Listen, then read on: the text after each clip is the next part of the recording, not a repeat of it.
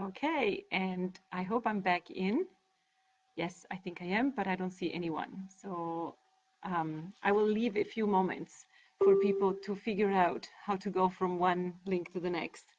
Um, I know I'm apologizing for those of you who made it on time right now for the complication of this logging in the talk and logging into the music, out of the music, into the talk again. It's been a, as I said, I would have liked to do it all live in one thing, the talking and the music and talking about the music and everything.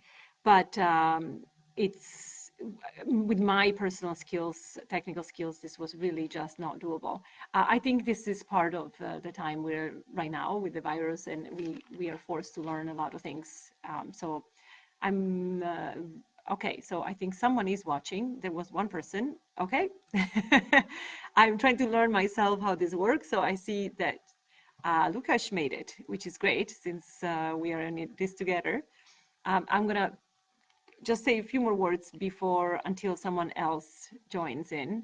I'm hoping that this will be available later. So it will be, it's live right now, but it will be recorded. And so people can listen to it later because as I was saying, I'm very sorry that this is so complicated in terms of formatting, of logging in and out of one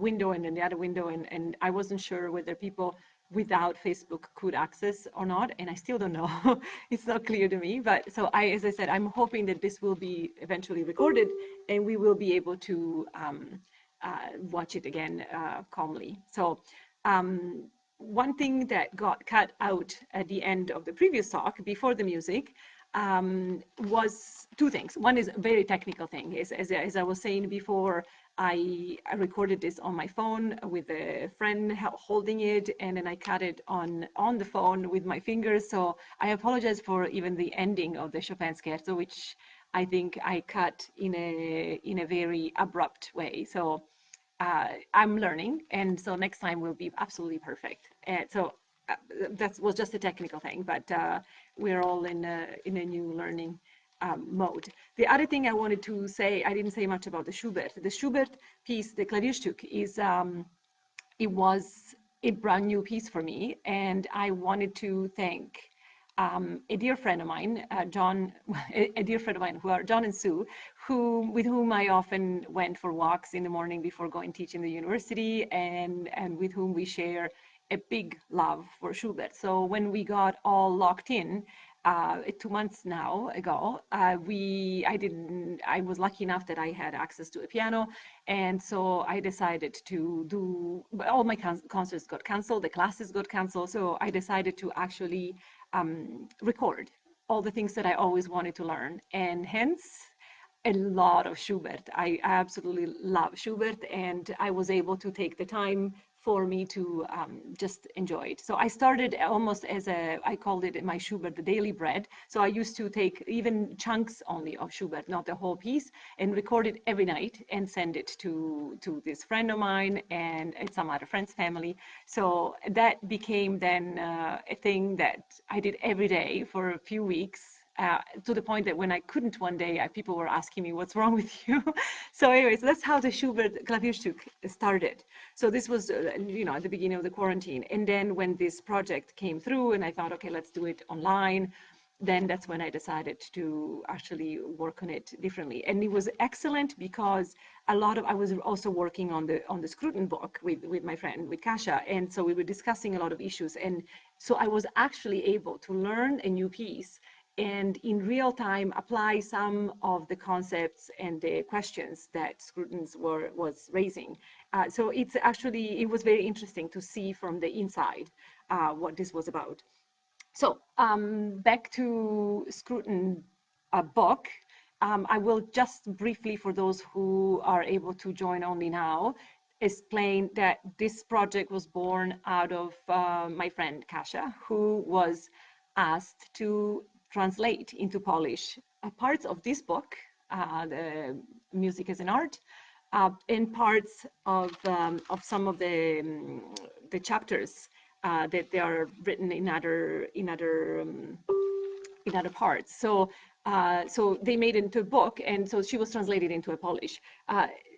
so we discussed a lot about some of the topics, and so out of this came a true interest and discussion, and we noticed that there were a lot of issues that were raised, and some people didn't agree.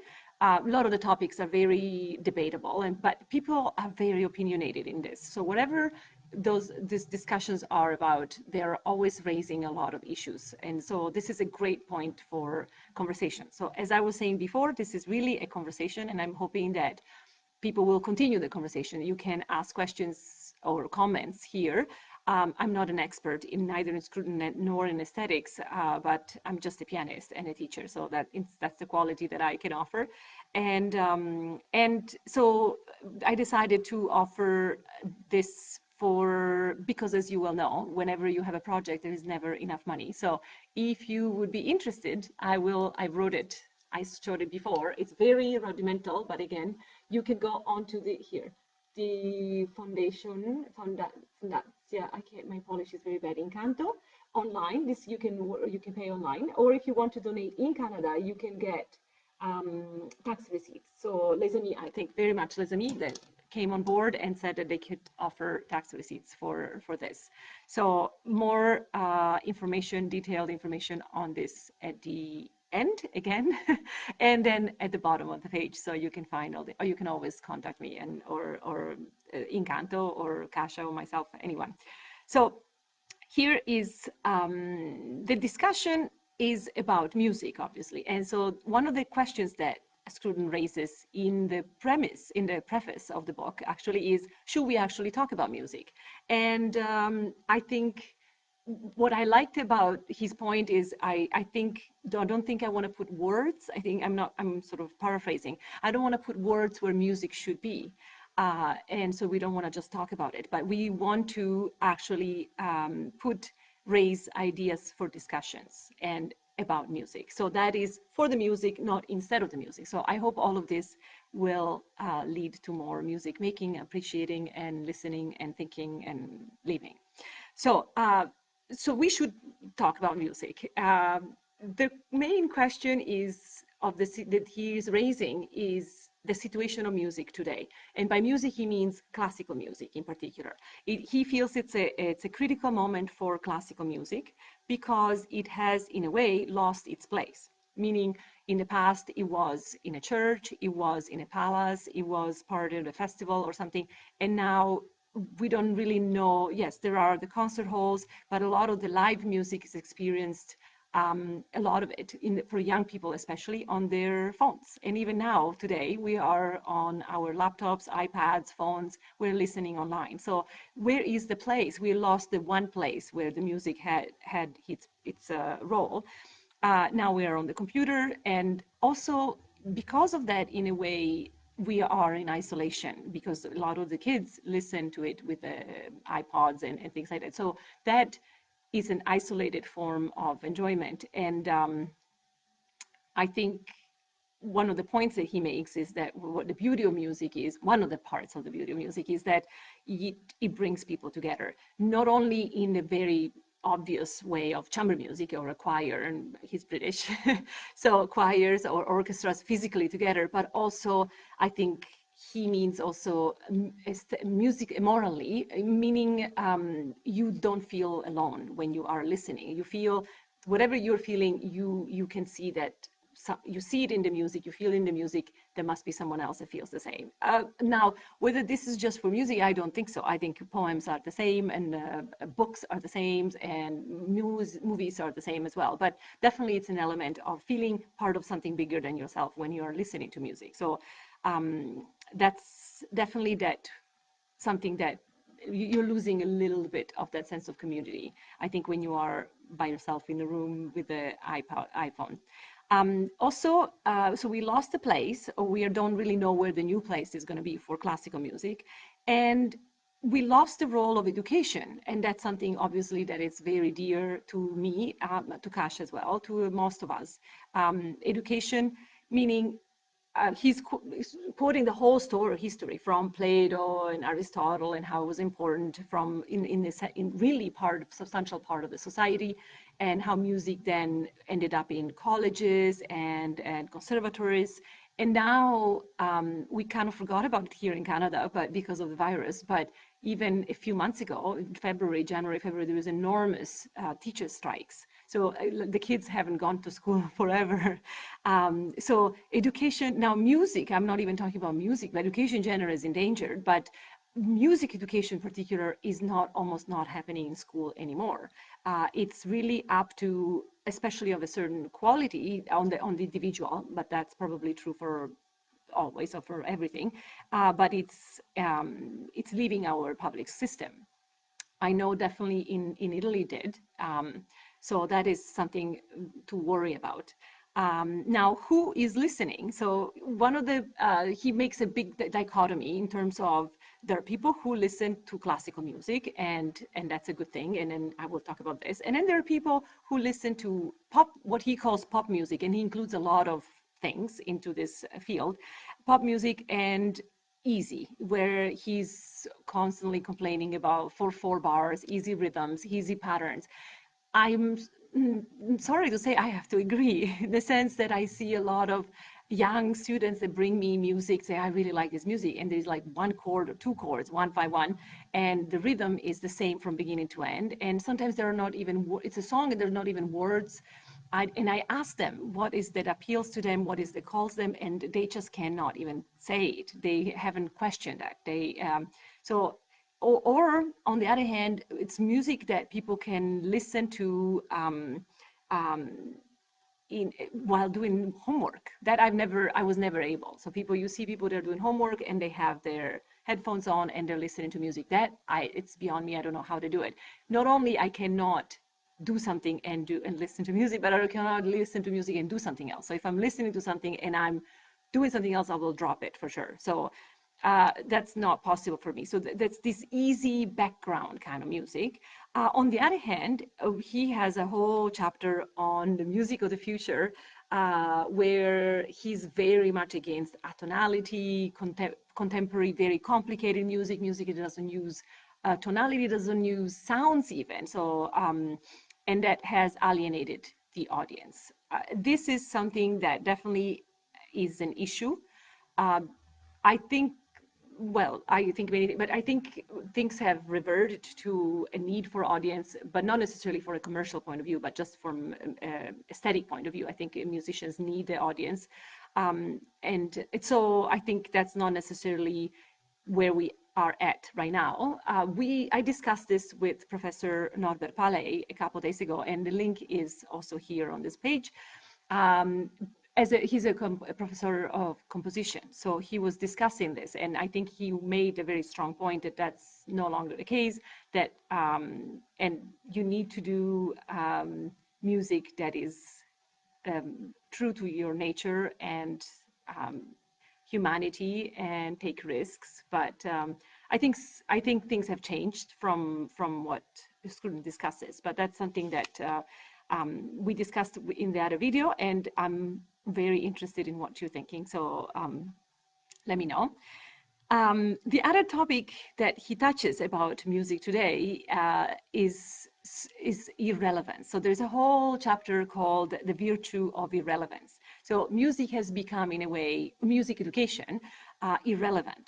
I think meaning such as together with Greek and Latin and things, and subjects like this. So they're not practical, they're not useful, they don't make money. So it's irrelevant. When I first came to Canada, I remember talking to a professor once who said, oh, there is this other professor that also comes from Italy, and she's very old, she studied Greek and Latin in school, and so did I. So I don't think I came badly out, even though I did study Greek and Latin. I do agree with Scruton that those are irrelevant subjects, so to speak. Irrelevant subjects are important subjects. I do, but it's hard for me to say because I'm inside of it, and so I don't know how I would be without it. I like how I am with it. So, and I think if I had to design a curriculum, I would put those irrelevant. Obviously, I would, because that's what I do. I teach music, so that's obviously something that I would keep in. And but things that are not practical, they're not sort of IKEA manual way of reading. But I think, again, I think education, well, we'll talk later about this, what I think necessarily. So he finds that education in the sense is crucial, is absolutely crucial. You need to teach how to discriminate, and you need to teach how to judge and have a moment of judgment, which is something that especially I find in North America sometimes is very difficult to do. People are scared of judging, of making a statement because they don't want to offend, they don't want to cross certain borders.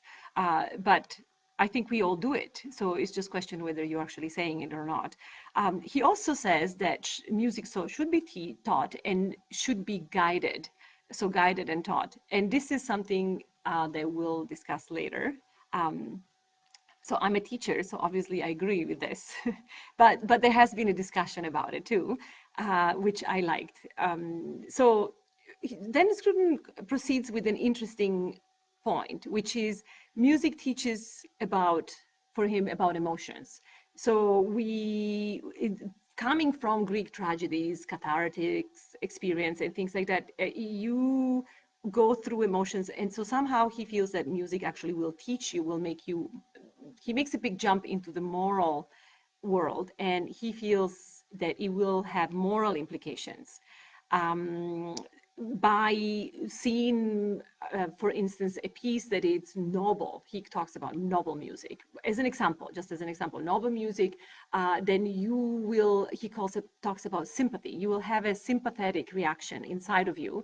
And so your nobility will be reinforced by the nobility of this music, this noble music that you're listening.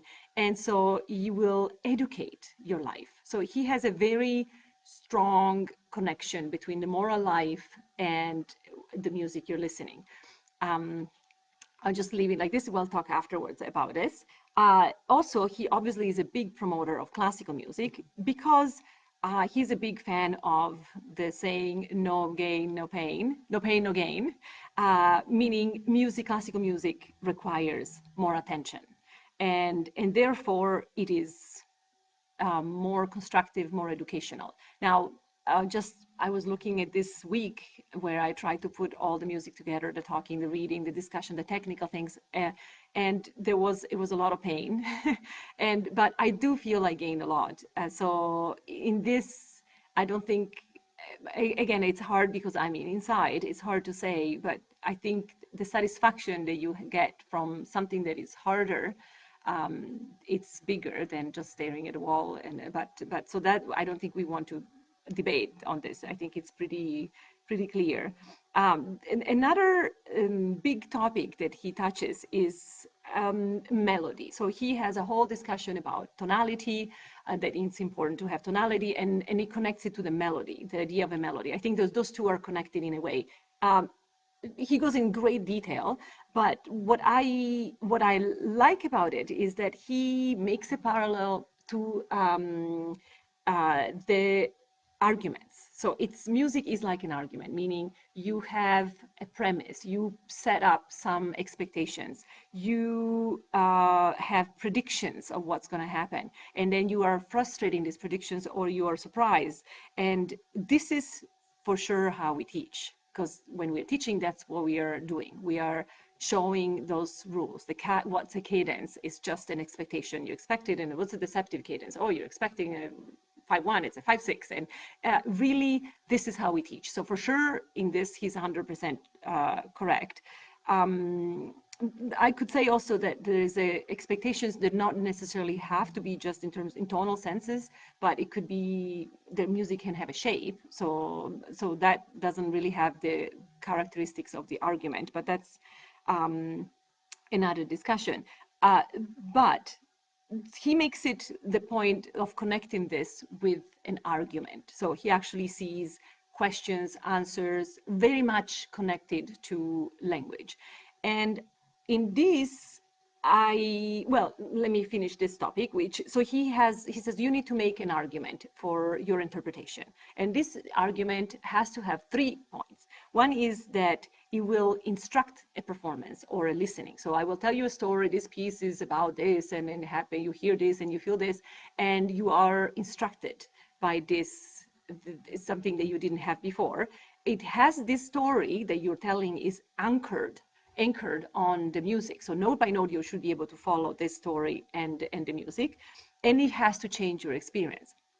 So it has to show you the music in a way that you didn't see it before. Now, while this is absolutely how we teach a lot of the time, you tell a story because that's the way we communicate. You tell a story that could be a moral story. You could tell a story, depending if you're talking to a little kid, you're talking about bunnies and puppies. If you are talking to someone that's an adult, you might talk about death. And so those are stories. But this is because we need to communicate somehow, I think.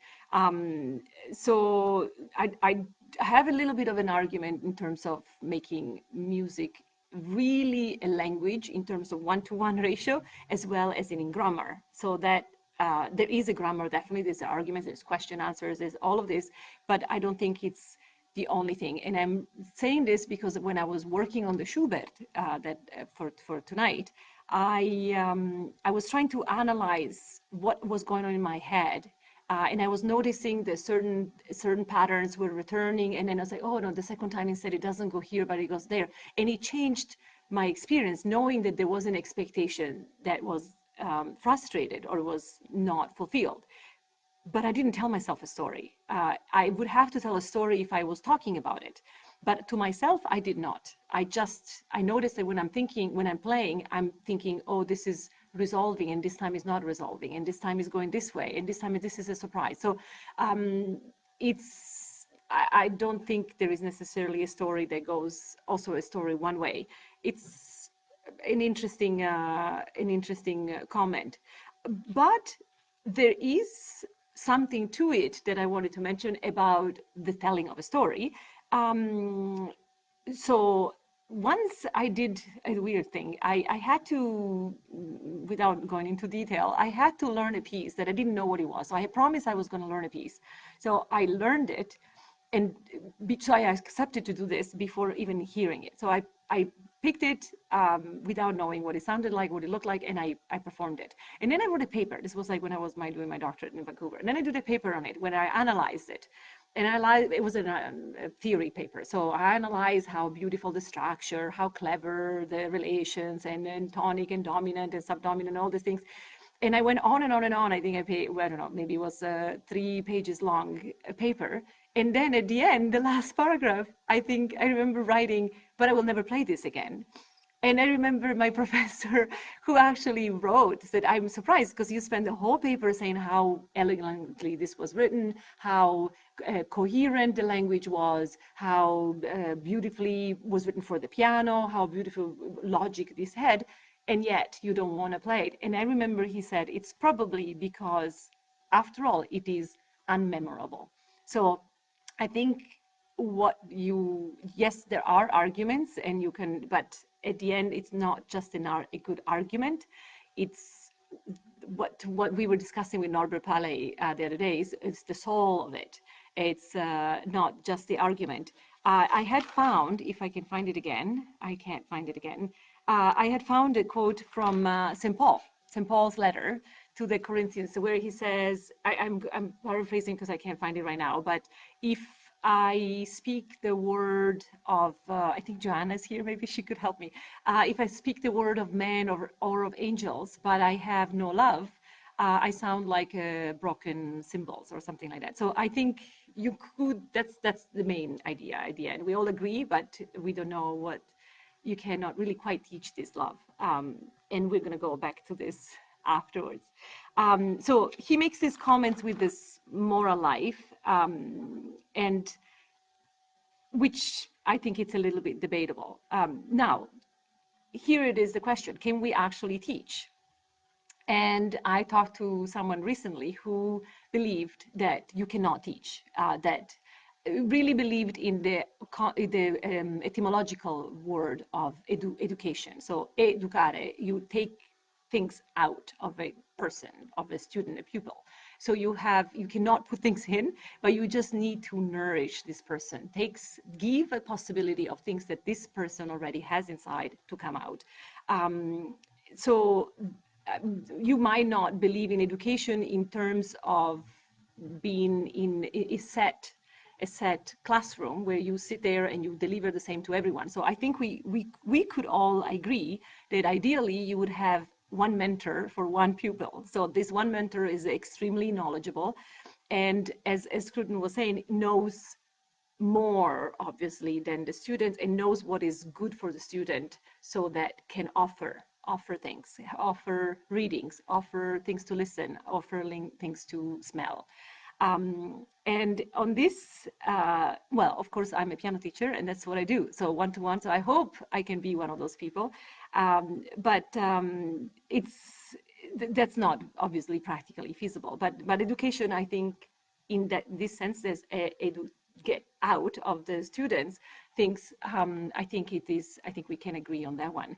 On this topic, I read recently a absolutely stunning poem by Emily Dickinson called "Growth of Man Like Growth of Nature," and it's the idea, and I will put it down so people can read it. It's absolutely stunning poem, and it talks about growth of man like growth of nature, needs atmosphere, needs the sun. So the seed, like our soul, needs the sun, needs the soil, the atmosphere, but then it's a solitary life. It's something that you need to do on your own in a silent life, solitary prowess and silent life. So I think this, I would agree with this personally on my experience as a musician again and as a teacher. But I'm glad to know what you all think about. So what we can teach though, and this I've been seeing even lately because I'm helping someone with homework and things, that you could teach to recognize patterns. I think, and that's, I think, has to do with the relation that Roger Scruton was making with the argument and tonality. Those are patterns. Those are patterns that we learn, and we learn how to react to it. So you know that if you have, I'm just talking for musicians, if you have a dominant, you expect it to resolve to a tonic. So, and you can teach that. This, you can show it, point it out. It's not even teaching. It's yeah, you point it out and you show it in all the pieces, and until someone understands the language. So patterns really are fundamental, and those I think I know you can teach, and I know you can learn, because I did that too, and I still do. To prepare for this, I was very lucky to be able to, because this has been such the pandemic and being all locked in, I was able to play for a very good friend of mine, Aster Lai, whom I very much thank. She saved my life several times. And with the phone, I was putting on the piano, and then she was on her phone, and she taught me many times how to listen to certain things. And it's not something, I could see it in myself. It's not something that she told me that I didn't quite know. She just pointed out, do you hear this? And I heard that. And now every time I do it, I can hear it. So I know that these patterns can be learned. And therefore taught. Now, what he likes about irrelevant subjects such as music or Greek or Latin, Roger Scruton says he feels like this can teach you actually life, how to address situations that are new and unforeseeable. Now, whether I was able to organize all of this because of my Greek and Latin studies, I don't know. But again, I think there is more to life, obviously, since what I do, than just manuals and practical, very practical things. But this is a hard distinction to do, because I don't know that you couldn't find something artistic in something practical. And playing the piano is really has a lot to do with mechanics, acoustics, with physical health, like physical bones, literally. So I don't think it's a hard discussion to have, because I don't think you can take a subject and take it out, say, no, this is I'm just I don't know, a gardener, and I work with flowers, and this is not artistic. So I think you can find art everywhere. So that's more of an attitude. Therefore, Greek and Latin is good for everyone. So I think irrelevant subjects are good. And so so the conclusion is that, as I was saying, that he feels that music is repository of emotional knowledge.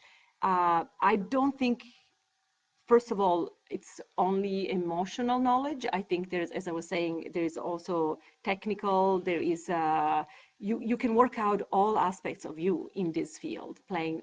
And as I was preparing for this, I had to not only physically, mentally, psychologically, you figure out how you're thinking, how you're working, but also I actually had to learn how to edit and work on online and things like that. So mechanical, logical, psychological, ethical, aesthetical, and so on. But I don't know that you could say that this is unique to music only. I think it's in us to find everywhere, really.